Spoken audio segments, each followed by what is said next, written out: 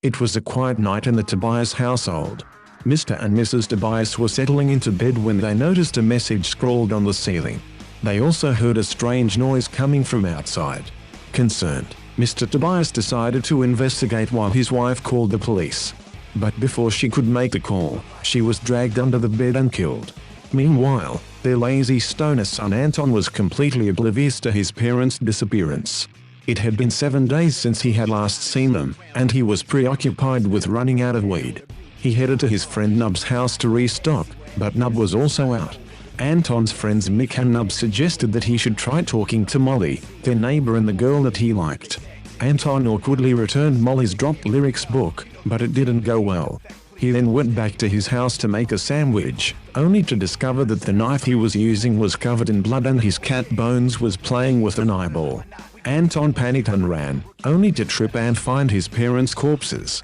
Mick and Pnub arrived and Anton showed them the bodies, but Anton's behavior became increasingly erratic.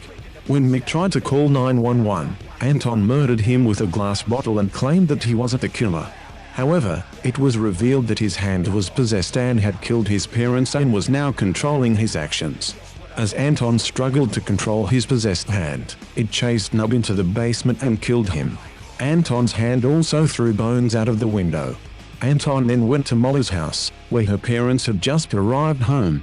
Molly and Anton made out in her room, but when her parents interrupted them, Anton left.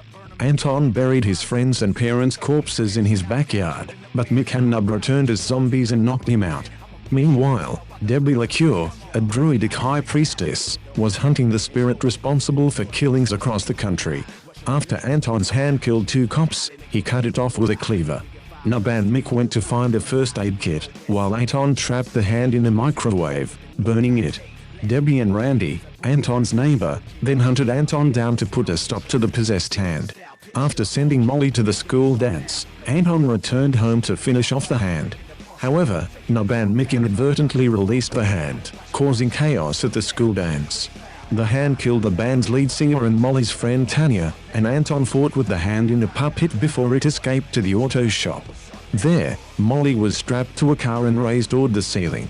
Anton, Mick, and Pnub fought with the hand over the controls, ultimately using a mechanic's bong to smoke for strength.